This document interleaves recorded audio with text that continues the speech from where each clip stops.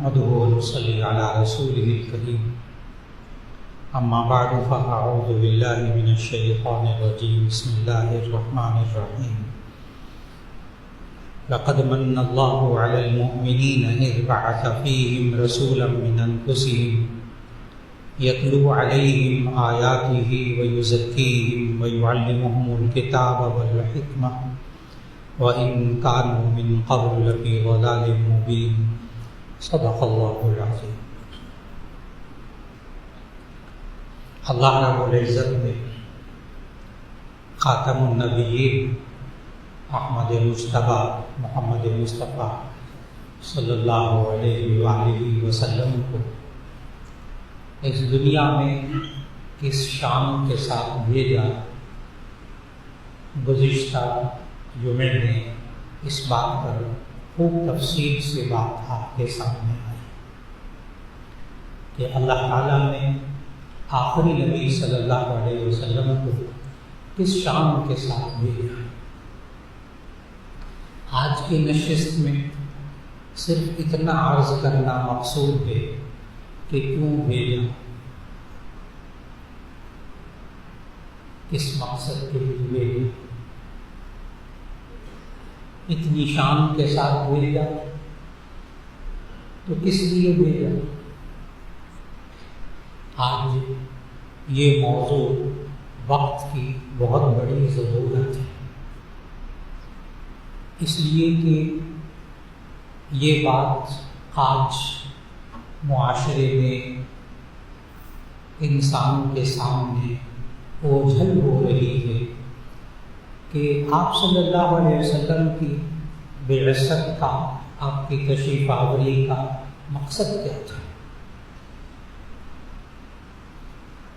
آپ کے ہاں کوئی بہت اہم مہمان آئے، آپ اس کا خوب شاندار استقبال کریں، اکرام کریں، پھول نچھاور کریں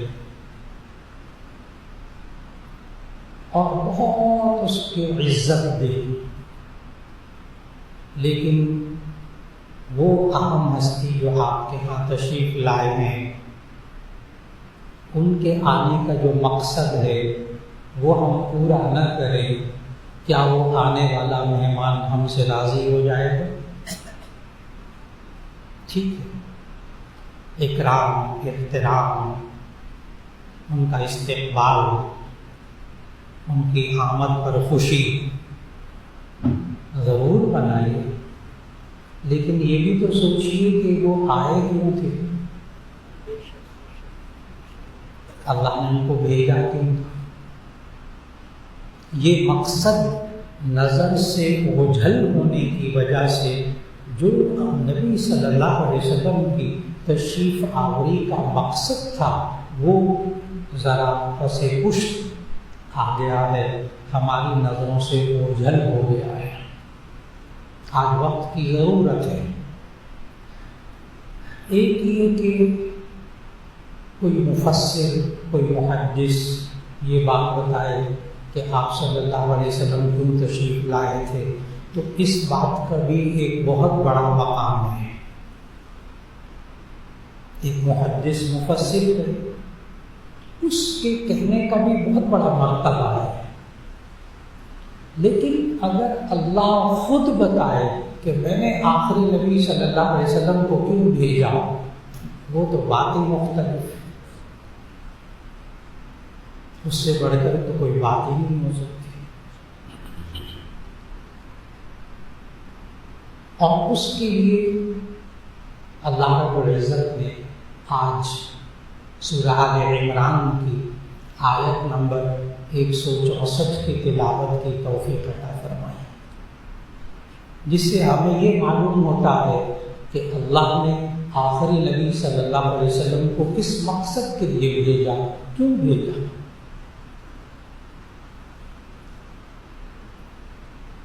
اور اس آیت کا ترجمہ عرض کرنا مقصود ہے۔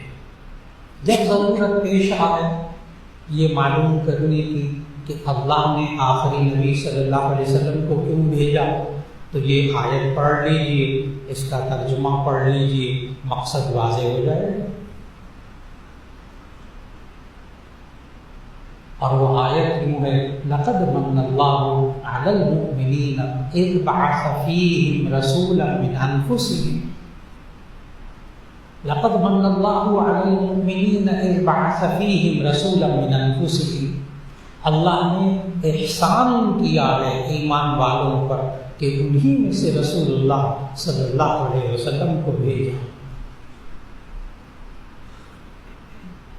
اور قرآن مجید، پورے قرآن مجید کا مطالعہ کیجیے، اتنی ساری نعمتوں کا ذکر اللہ نے قرآن مجید میں فرمایا ہے، لیکن کسی نعمت کو دے کر اللہ نے پورے قرآن میں کہیں بھی احسان نہیں جتایا۔ پورے قرآن میں بے شمار نعمتوں کا ذکر ہے، کسی نعمت کو دے کر اللہ نے احسان نہیں جتایا سوائے اس ایک آیت اور نعمت کی۔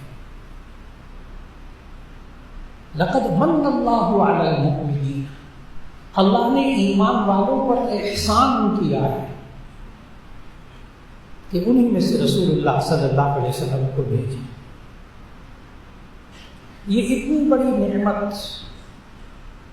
رسول اللہ صلی اللہ علیہ وسلم کا امتی ہونا کہ ہم میں سے رسول اللہ صلی اللہ علیہ وسلم کو بھیجا گیا۔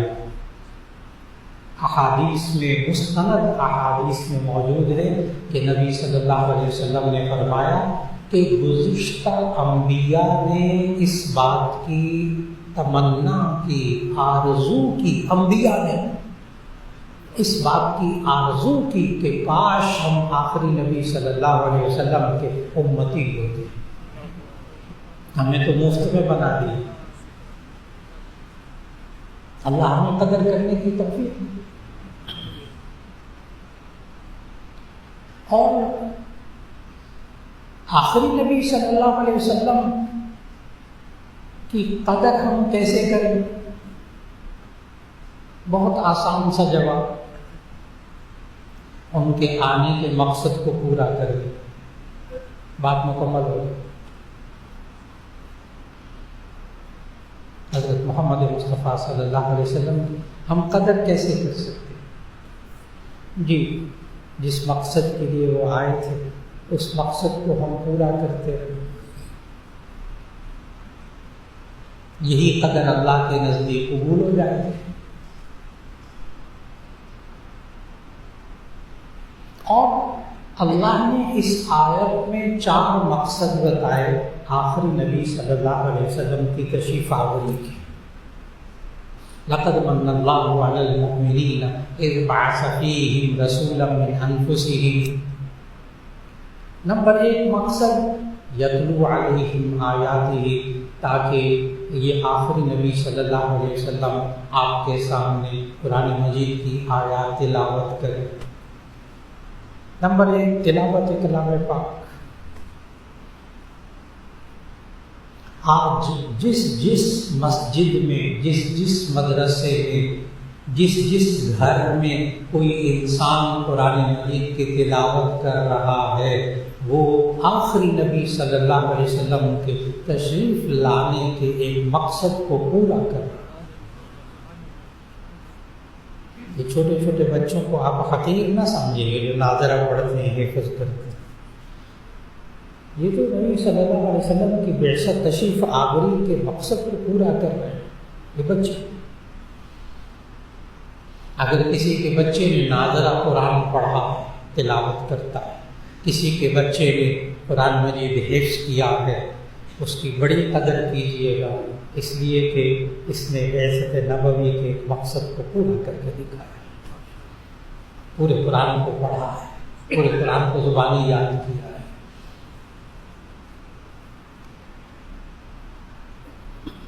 یہ قرآن حکیم کی تلاوت سے ہوتا کیا ہے؟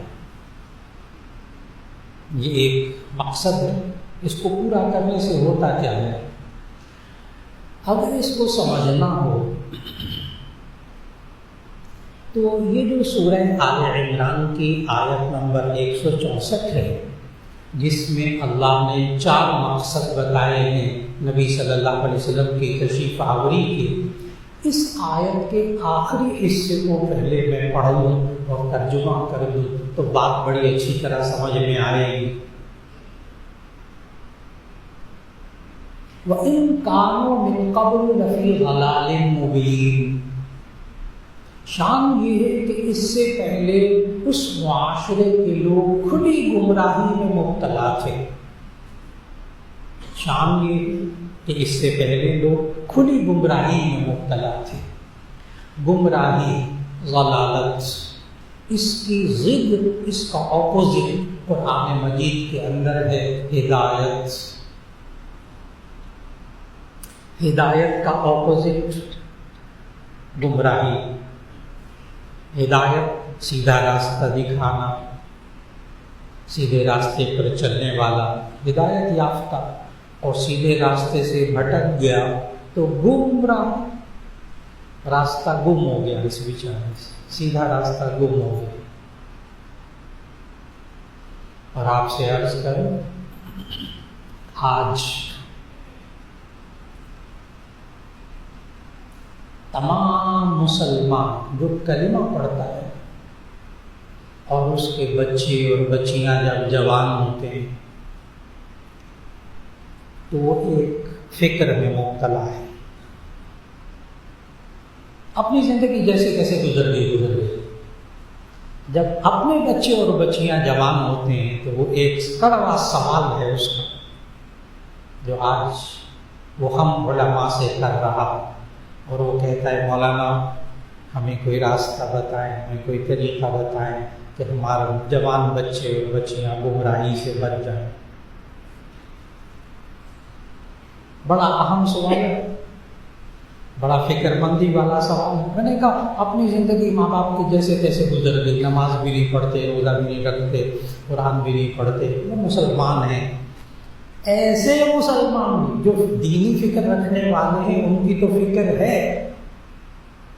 میں کہہ رہا ہوں جو عام بیچارے نام کے مسلمان ہیں ان کے بھی جب بچے اور بچیاں جوان ہو جاتے ہیں تو وہ یہ سوال کرتے ہیں، مولانا ہم بچے اور بچیوں کو گمراہی سے کیسے بچا سکتے ہیں؟ اس وقت کے لوگ سارے کے سارے گمراہی میں مبتلا تھے، اور آخری نبی صلی اللہ علیہ وسلم کو کیوں بھیجا گیا؟ ہدایت دینے والا بنا کر۔ ہادی یہ آخری نبی صلی اللہ علیہ وسلم کے صفتی ناموں میں سے ایک نام ہے۔ نبی صلی اللہ علیہ وسلم کا نام ہادی، وَلِكُلِّ قَوْمٍ ہاد، اللہ نے ہر قوم کے لیے ہدایت دینے والا بنا کر بھیجا۔ اور الہادی اگر آپ اس پر الف لام لگا دیں تو یہ اللہ تعالیٰ کا صفتی نام ہے، جیسے آپ نام رکھتے ہیں عبد الہادی، وہ اس وقت اللہ تعالیٰ کا نام ہوتا ہے۔ الہادی اللہ بھی ہدایت دینے والا، محمد صلی اللہ علیہ وسلم ہادی ہدایت دینے والے۔ اور یہ قرآن کیا ہے؟ قرآن الف لام میم ذالک الکتاب لا ریب فیہ ھدی للمتقین، شہر رمضان الذی انزل فیہ القرآن ھدی للناس۔ قرآن بھی کیا ہے؟ کتاب ہدایت۔ نبی صلی اللہ علیہ وسلم کیوں آئے؟ ہدایت دینے کے لیے۔ اللہ کیا ہے؟ ہدایت دینے والا۔ بڑی باتوں کو سمجھنا ہے۔ اسلام کیا ہے؟ دین ہدایت۔ اب اس سوال کا جواب بھی آپ کو ملے گا، جو میں نے ماں باپ کا کڑوا سوال ذکر کیا کہ ہم اور ہمارے بیوی بچے یہ کیسے گمراہی سے بچ سکتے ہیں۔ اس کا صرف ایک جواب ہے، اس آیت نمبر 164 میں 4 کام پورے کر کے ہم گمراہی سے اپنے بچوں کو بچیوں کو بچا سکتے ہیں۔ اور آج مجمع میں موجود ایک شخص وہ 4 کام سن کر یہ نہیں کہہ سکے گا، کوئی ایک بندہ نہیں کہہ سکے گا پورے مجمع میں سے 4 کام سن کر کہ وہ یہ والا کام نہیں کر سکتا۔ اس لیے پوری توجہ سے سنیے،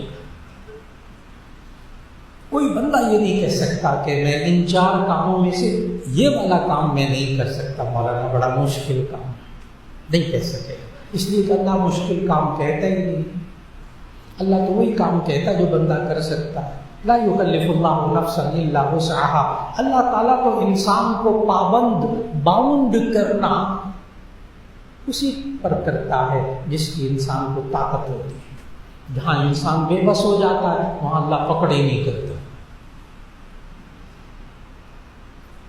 اب پہلی آیت، پہلا کام، یتلو علیہم آیاتہ، نمبر 1 بعثت نبوی کا مقصد یتلو علیہم آیاتہ، کہ اللہ کی آیات تلاوت کرے۔ صرف تلاوت کرنے سے ہدایت کیسے ملتی ہے؟ نمبر 1، تلاوت کا اثر انسان کے، صرف تلاوت کرتا ہے تو اس کا اثر انسان کی زندگی میں ہوتا ہے۔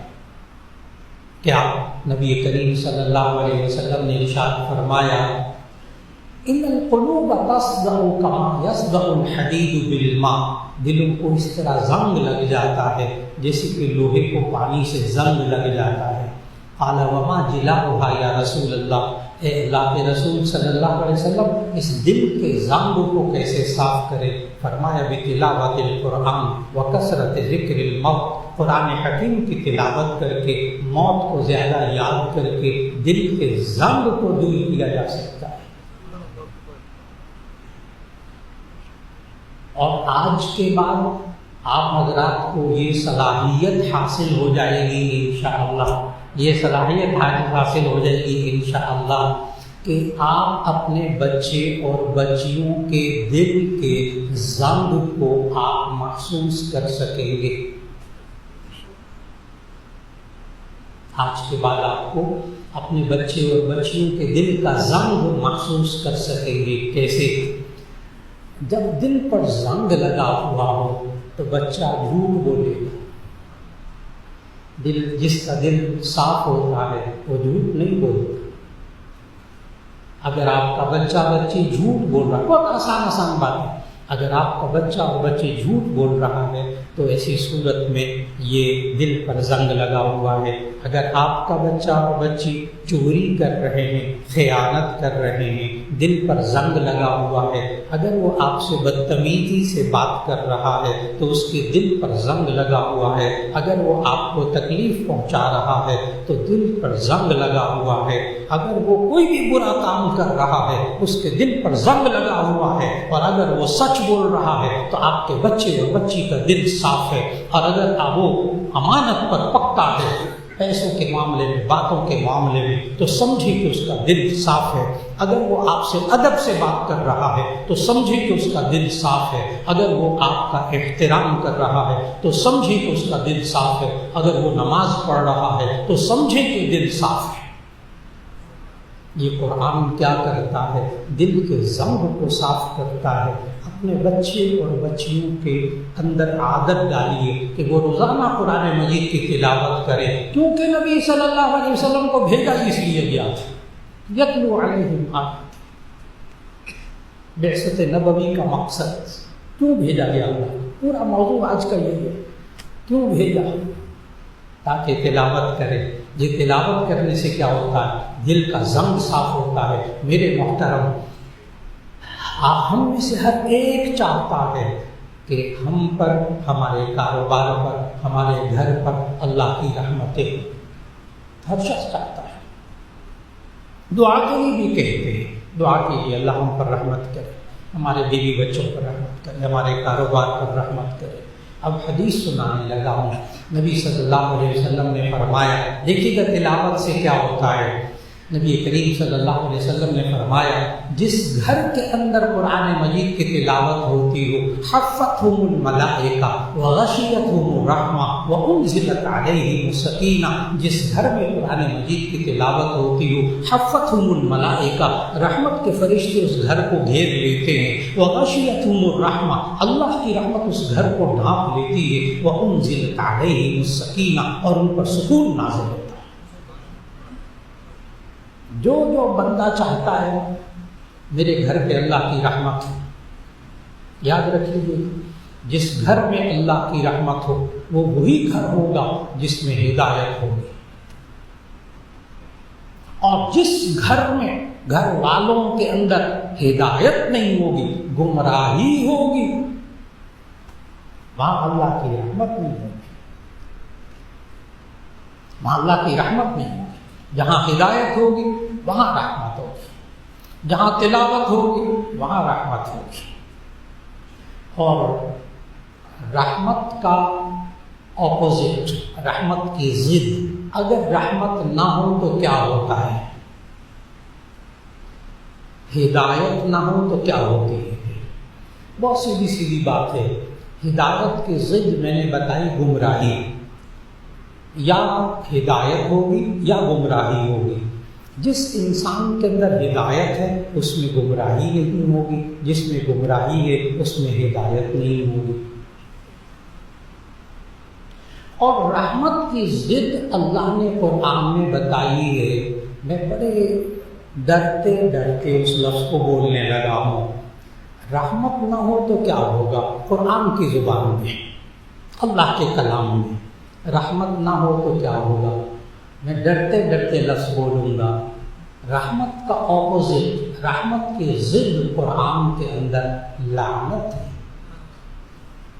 پڑھ لیجیے۔ سچ بولنے والوں پر، اچھے کام کرنے والوں پر اللہ کی رحمت ہوتی ہے۔ ان رحمت اللہ قریب من المحسنین، اچھے کام کرنے والوں پر اللہ کی رحمت ہوتی ہے۔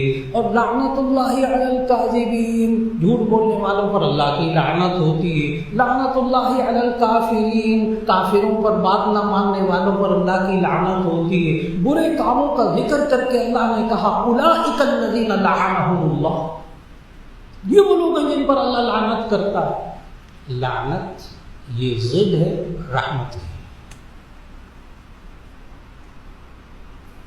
یا ہدایت ہوگی یا گمراہی ہوگی، دونوں میں سے ایک۔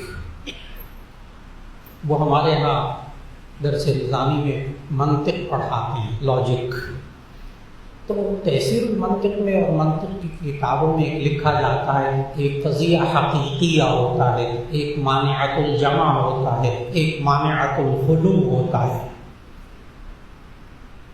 دو چیزیں جمع نہ ہو سکیں تو اس کو کہتے ہیں مانعۃ الجمع، دو چیزیں دونوں نہ ہوں اس کو کہتے ہیں مانعۃ الخلو، اور دونوں میں سے ایک ہو اس کو کہتے ہیں حقیقیہ۔ میں نے آسان کر کے بتایا، اب ذرا توجہ رکھیے گا۔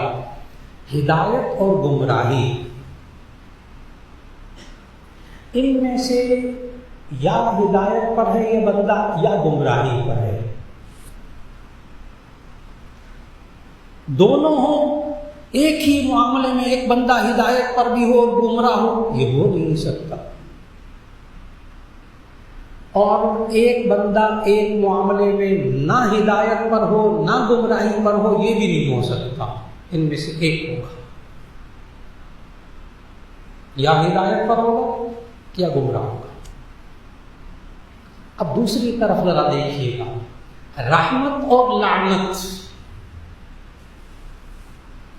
ایک بندے پر اللہ کی رحمت بھی نہ ہو لعنت بھی نہ ہو، یہ نہیں ہو سکتا، اور دونوں ہوں یہ بھی نہیں ہو سکتا۔ ایک انسان پر اللہ کی رحمت بھی ہو رہی ہو لعنت بھی ہو رہی، نہ ممکن، ان میں سے ایک ہوگا، ایک ہوگا۔ اب توجہ سے کہ تلاوت کرنے سے نبی صلی اللہ علیہ وسلم نے فرمایا جس گھر میں قرآن مجید کی تلاوت ہوتی اس گھر پر اللہ کی رحمت ہوتی، وہاں لعنت کا سوال ہی نہیں،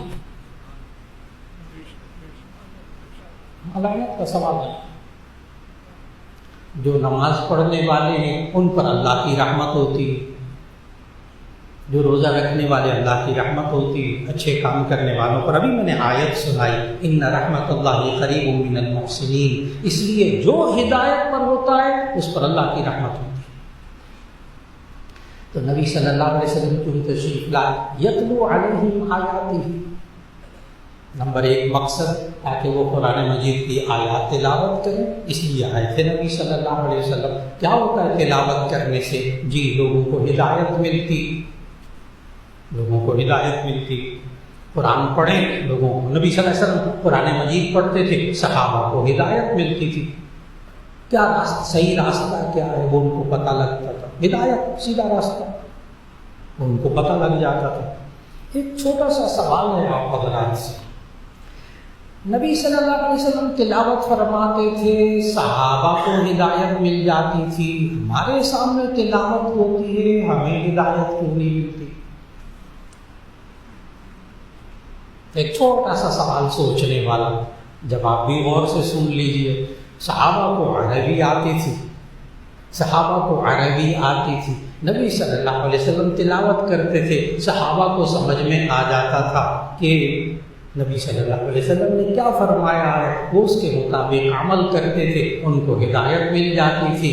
اور جب قرآن مجید کی تلاوت کی جائے اور پورے مجموعے کو قرآن مجید کا ترجمہ نہ آتا ہو تو ایسی صورت میں برکتیں تو ملیں گی، ثواب تو ملے گا، وہ ہدایت کیسے ملے گی؟ ان کو سمجھ میں ہی نہیں آئے.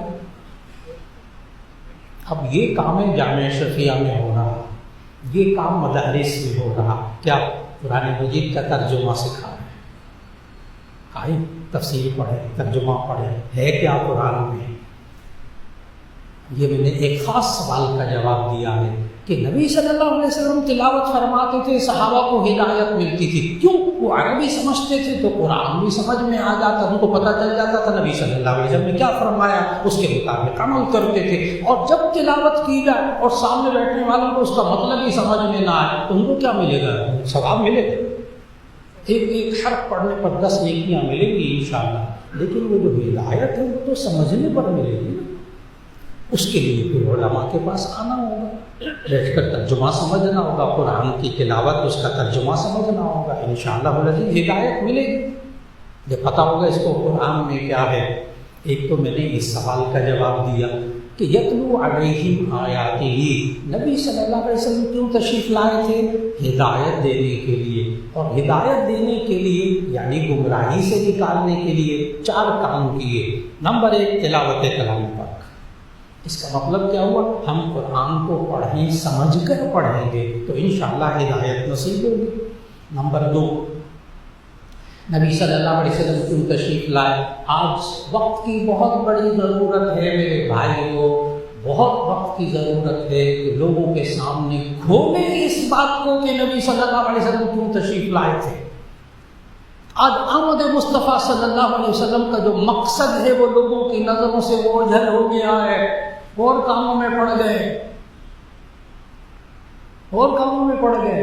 وہ جو اصل مقصد تھا وہ ہے ہی سامنے. آج کھول کھول کر بیان کرنا ہے کہ نبی صلی اللہ علیہ وسلم کیوں تشریف لائے. نمبر 1 تلاوت کلام پاک فرمائے تاکہ لوگوں کو ہدایت نصیب ہو. نمبر 2 وَيُزَكِّيهِمْ، وَيُزَكِّيهِمْ، اس لیے آئے نبی صلی اللہ علیہ وسلم تاکہ لوگوں کی نفوس کو پاکیزہ بنائے، لوگوں کے نفوس کو پاکیزہ بنائے. نبی صلی اللہ علیہ وسلم نے پتہ کتنا پاکیزہ بنایا؟ جو ان کے سامنے نفوس تھے، جو ان کے سامنے اشخاص تھے، جو ان کے سامنے مرد اور عورتیں تھیں، ہاں ان کو کتنا پاکیزہ بنایا کہ آج آپ ان میں سے ہر ایک کے لیے کہتے ہیں رضی اللہ عنہم ورضوا. اللہ ان سے راضی ہو، وہ اللہ سے راضی ہوئے. وہ صحابہ صحابیات اتنا پاکیزہ بنایا ان کو، وَيُزَكِّيهِمْ، ان کے نفوس کو اتنا پاکیزہ بنایا کہ اللہ ان سے راضی ہو گیا، وہ اللہ سے راضی ہو گئے. اللہ ہمیں بھی وہ نفوس پاکیزہ عطا فرماتا ہے. اور یہ تزکیہ نفس کیا ہوتا ہے؟ تزکیہ نفس، بڑی بڑی کتابیں ماشاءاللہ تزکیہ نفس پر علماء نے، مشائخ نے، صوفیاء نے بڑی بڑی کتابیں لکھی. اس کا نچوڑ خلاصہ 2 جملے بڑی آسانی سے ہر ایک کو سمجھ میں آئے گا. تزکیہ نفس کیا ہوتا ہے؟ نفس کو پاکیزہ کیسے بنایا نبی صلی اللہ علیہ وسلم نے؟ بہت آسان بات. ہر انسان کے اندر سے نبی صلی اللہ علیہ وسلم نے بری سوچوں کو نکالا. بری سوچیں، نیگیٹو سوچ، منفی سوچ، نفرت کی سوچ، حسد کی سوچ، حرام حلال کی تمیز کے بغیر مال کمانے کی سوچ، دوسرے کے حق کو مارنے کی سوچ، دوسرے کو تکلیف پہنچانے کی سوچ، بری سوچوں کو نکالو، برے رویوں کو نکالو، بیہیویئر، کس کے ساتھ رویہ کیسے رکھنا چاہیے یہ سمجھائے، برے رویوں کو نکالا، برے اخلاق کو نکالا۔ اخلاق پختہ عادتیں، پکی عادتیں ان قوموں کے اندر تھی، لڑنا مرنا، خون ریزی، سود کھانا، جوا کھیلنا، بدکاریاں کرنا، آپس میں لڑنا مرنا، پکی عادتیں ان کی۔ شراب نوشی، شراب پینا، نشہ، اس قوم کی ثقافت، کلچر، اتنی پکی گندی عادتیں تھی اس قوم کے اندر۔ ان کی بری عادتوں کو ان سے نکالا، برے اعمال گناہوں کو ان کے اندر سے نکالا۔ کیا کیا؟ تزکیہ نفس کرتے ہوئے دو جملے۔ نمبر 1، بری سوچوں کو نکالا، برے رویوں کو نکالا، برے اخلاق کو نکالا، بری عادتوں کو نکالا، برے اعمال کو نکالا، اچھی سوچیں، اچھے رویے، اچھے اخلاق، اچھی عادتیں مکمل فرمائی۔ ان انسانوں کے اندر تزکیہ نفس مکمل ہو گئی۔ یہ سارے صوفیہ ساری زندگی یہی محنت کرتے، سارے مشائخ یہی محنت کرتے، اور یہی محنت ہمارے مدارس میں ہوتی۔ تزکیہ نفس کہ جو طلبہ یہاں آتے ہیں، پڑھنے کے لیے آتے ہیں، ہزاروں ماشاءاللہ، ان کی سوچوں کو منفی مثبت بنانا، ان کے رویوں کو بہتر کرنا، ان کے اعمال کو بہتر کرنا، گناہوں کو ان کی زندگی سے نکالنا۔ ان مشائخ نے تو، ان انتظامی حضرات نے تو، اپنے اساتذہ نے، انہوں نے تو زندگیاں لگا دی یہ کام کرتے۔ دو باتیں ہو گئی، ایک تلاوت کلام پاک کیجیے، ہدایت نصیب ہو گئی۔ نمبر 2، تزکیہ نفس۔ اس کے لیے ہر شخص کو کسی نہ کسی بزرگ سے تعلق قائم کرنا چاہیے، تاکہ مرد کی اپنی اصلاح ہو، پہلے باپ کی اصلاح ہو، پھر اس کے بعد وہ دیکھے بیوی کے اندر کیا عیب ہیں، اس کو عیبوں کو دور کرے، پھر بچوں اور بچیوں کے اندر کیا بری باتیں ہیں ان کو آہستہ آہستہ ختم کرے۔ انشاءاللہ تزکیہ نفس ہو جائے گا۔ اب یہ ہر شخص کی ذمہ داری ہے۔ خاتم النبیین، آخری نبی حضرت محمد مصطفیٰ صلی اللہ علیہ وسلم کے بعد اب ہر امتی کی ذمہ داری ہے کہ وہ یہ چاروں بعثت نبوی کے کام کرے، ہر شخص کی۔ تزکیہ نفس، بیٹا جھوٹ بولنا، بری باتیں نہ بولا کرو، بیٹا دیکھو یہ خیانت کرنا، بری باتیں نہ کیا کرو، بیٹا یہ والی بری بات ہے دیکھو یہ نہ کرو، کیا کرو، بیٹا دیکھو یہ برے لوگ ہیں ان کے ساتھ نہ اٹھا بیٹھا کرو، بیٹا دیکھو یہ کام برا ہے یہ نہ کرو، بیٹا دیکھو تمہاری سوچ اچھی نہیں، اس سوچ کو مثبت کرو، پازیٹیو سوچ، منفی سوچ نہ رکھو بیٹا۔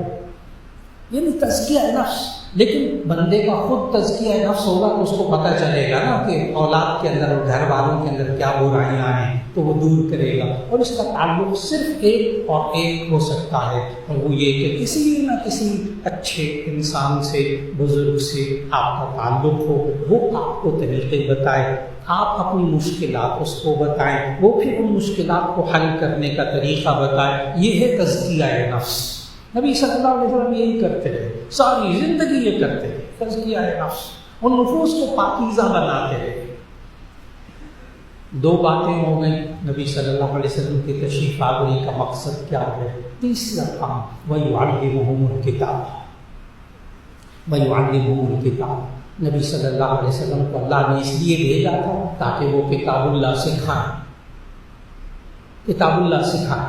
اب ذہن میں ایک سوال آتا ہے جو آپ کو میرے اس بیان سے فوراً ذہن میں سوال آئے گا کہ جی آپ نے ابھی ہمیں بتایا تھا کہ صحابہ کو ترجمہ آتا تھا، عربی آتی تھی، مطلب آتا تھا، تو وہ قرآن حکیم نبی صلی اللہ علیہ وسلم تلاوت کرتے تھے، صحابہ کو پتہ چل جاتا تھا کہ قرآن میں کیا ہے۔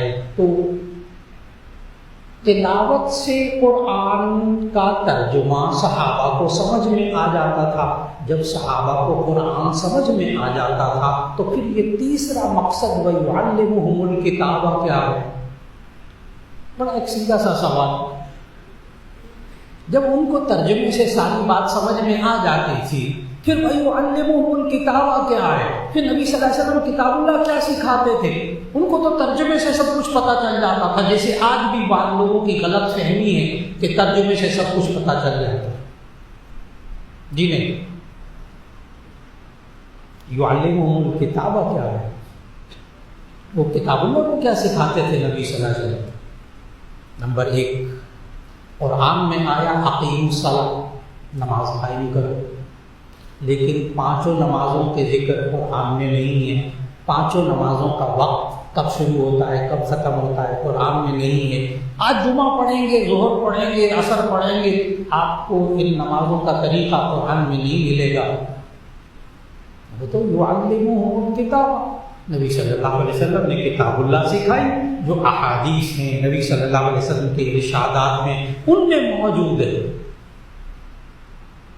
وَيُعَلِّمُهُمُ الْكِتَابَ. اب نبی صلی اللہ علیہ وسلم کتاب اللہ کیسے سکھائی؟ دین کے 5 شعبوں کو سکھایا ہے. کتاب اللہ سکھاتے ہوئے دین کے 5 شعبوں کو سکھایا. نمبر 1 ایمانیات، ایمانیات عقائد. پورا قرآن مجید اس کی تفصیلات سمجھائیں. بنیادی 5 عقائد قرآن میں ہیں.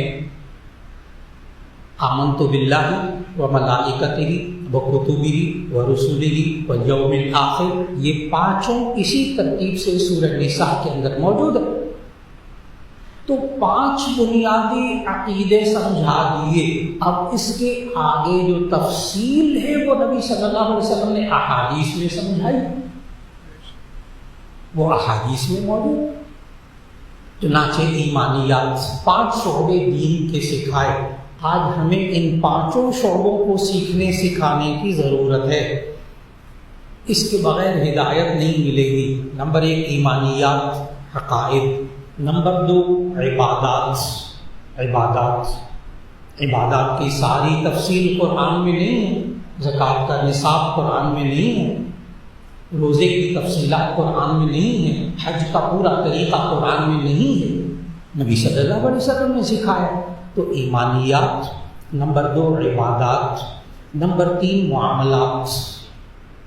معاملات. لین دین تجارت. اس کے اصول قرآن میں ہیں، تفصیلات احادیث میں ہیں. تو ایمانیات، عبادات، معاملات. نمبر 4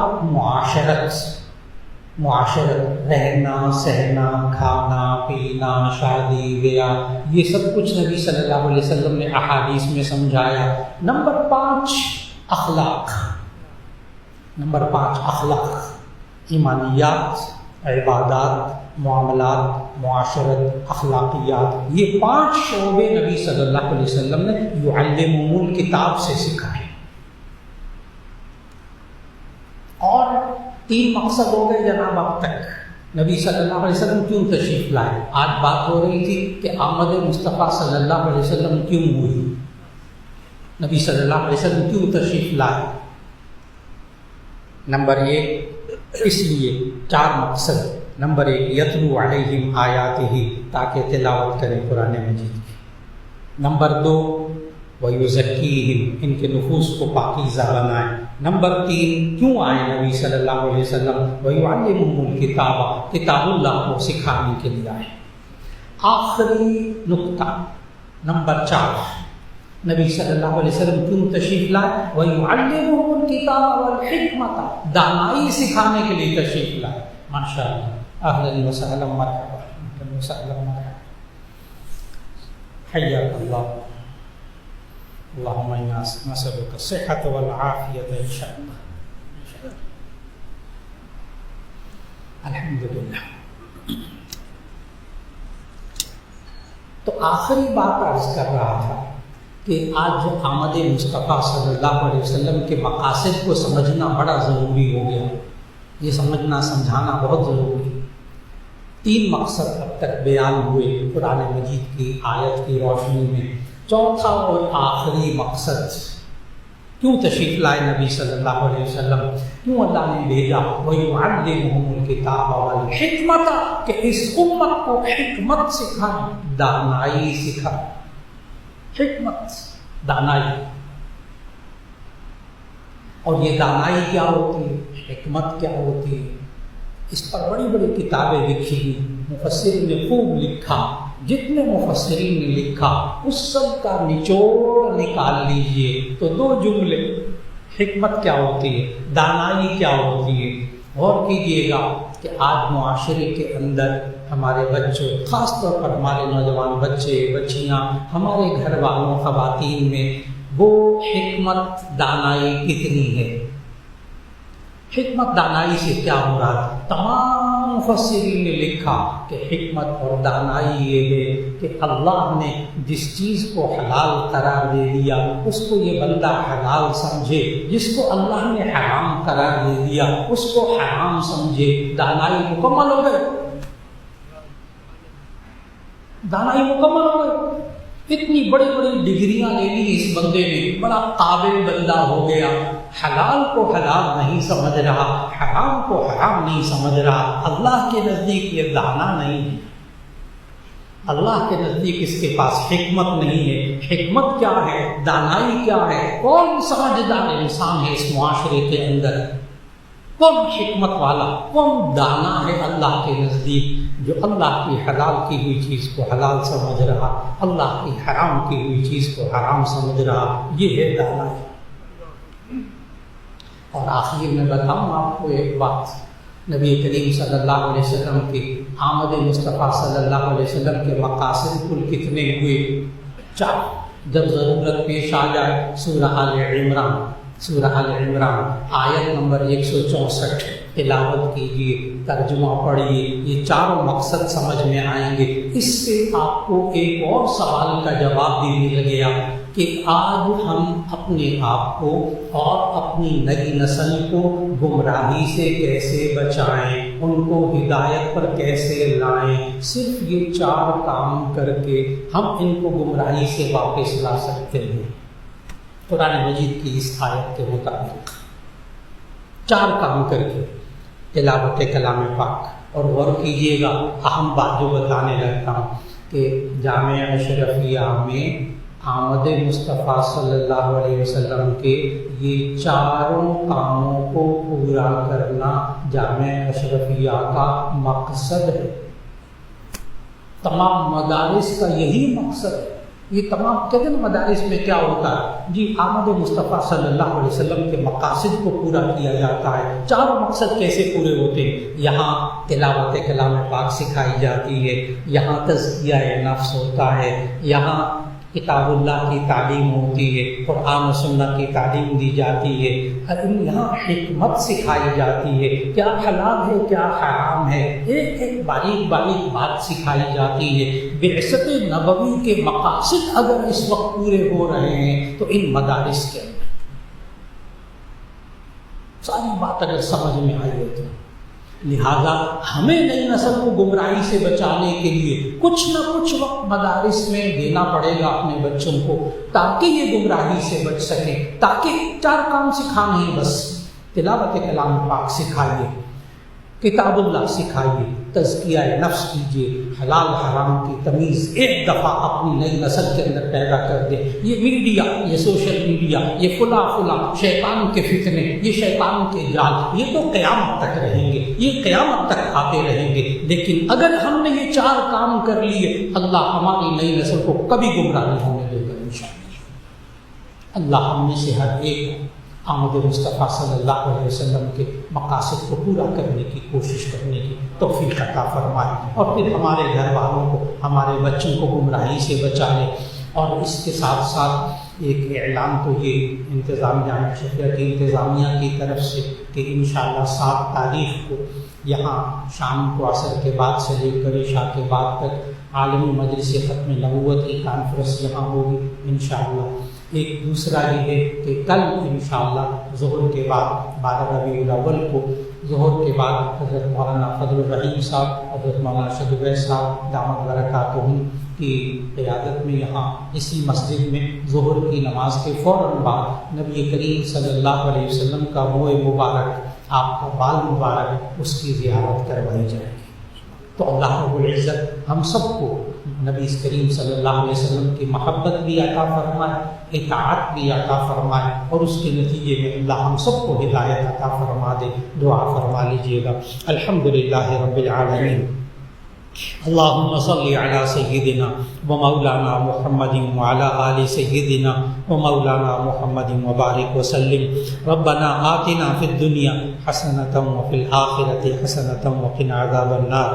یا اللہ، آج جو ہم نے آمد مصطفیٰ صلی اللہ علیہ وسلم کے مقاصد کو سمجھا ہے، اے اللہ ہم میں سے ہر ایک کو وہ مقصد پورے کرنے کی توفیق عطا فرما، اور یا اللہ اس کے نتیجے میں ہمیں، ہمارے گھر والوں کو، تمام مرد اور خواتین کو، یا اللہ ہمارے نوجوان بچے اور بچیوں کو، یا اللہ گمراہی سے بچا لے، یا اللہ گمراہی سے بچا لے، یا اللہ ان کے ایمان کی حفاظت فرما، ان کے اخلاق کی حفاظت فرما، ان کی عزت و آبرو کی حفاظت فرما، اور یا اللہ ہم سب کو جتنے بھی حاضرین موجود ہیں، دلوں میں دعائیں ہیں، یا اللہ سب کی دعاؤں کو قبول فرما، یا اللہ جو بیمار ہیں سب کو شفا عطا فرما، خاص طور پر حضرت مولانا فضل الرحیم صاحب، اللہ تعالیٰ ان کو کامل شفا عطا فرما دے، یا اللہ تو قادر مطلق ہے، ایک ایک بیمار کو شفا عطا فرما دے، جو پریشان حال ان کی پریشانیوں کو دور فرما دے۔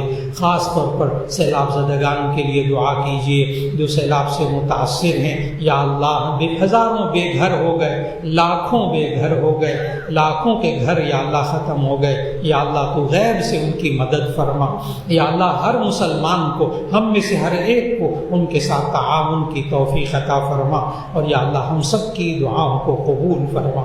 وصلی اللہ تعالی علی خیر خلقہ محمد وآلہ واصحابہ اجمعین برحمتک یا ارحم